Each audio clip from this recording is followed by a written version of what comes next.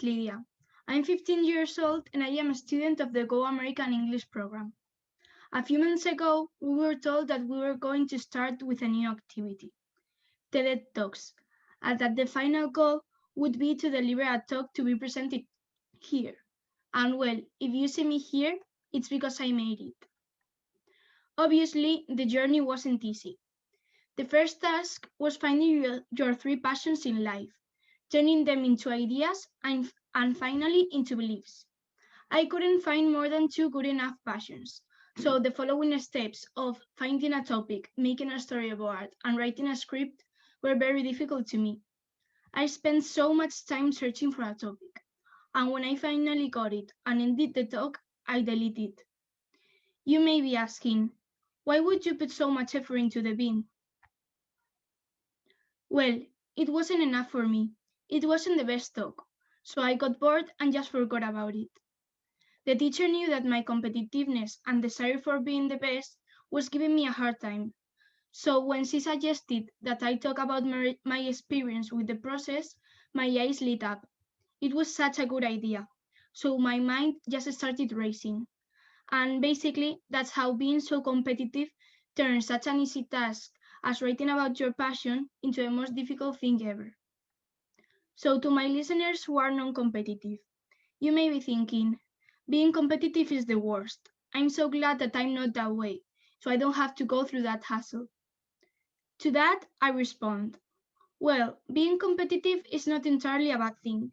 It has its ups and downs, just like everything else. First, let's list the cons, just to continue with the negative point of view. First, you get bored of things easily, just because they are too easy for you or even because they aren't good enough. Just like happened to me at first with this talk. I felt it wasn't good enough. It wasn't the best thing I could make. So I just forgot about it and started with something else, so I could feel fulfilled with my talk. You expect a lot of yourself, so sometimes you feel really upset. This usually happens to me with exams. You do an exam and you think it was pretty good, but then you don't get the mark you wanted and you feel very disappointed. If you aren't the best or you don't win, you can get very angry. Admittedly, this only happens with people who have difficulty losing, the bad sports or the sore losers, but this is one of the worst things that could happen to a competitive person. With these negative thoughts in mind, most of you wouldn't think that being competitive has its benefits. But the thing is, competitive people always do their best and seldom give up.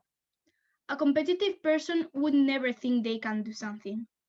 It also forces you to learn and strive to be your very best. You learn to always try, even if someone tells you that you can't do it.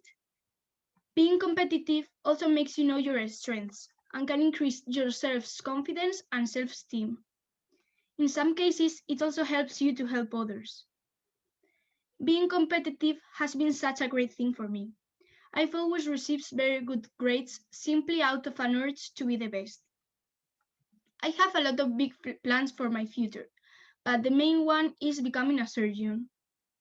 To me, I see medicine as a constant competition. From the moment you take your exams, in which you have to obtain almost a perfect score to get into university, to the moment you get a permanent job, where you are able to perform surgeries alone or perhaps reach the level of chief surgeon. But this sense of competition is not only in medicine. In every career, you have to be competitive to get to the place you want or to finish it successfully. I'm not telling you that you have to be competitive. Either you are or you aren't. It isn't something that you can learn, because I personally think it is a thing you are born with. I just wanted to change your mind a little bit, because people that aren't competitive usually think that it's a bad quality. So what do you think? Is competitiveness bad? Thanks for listening.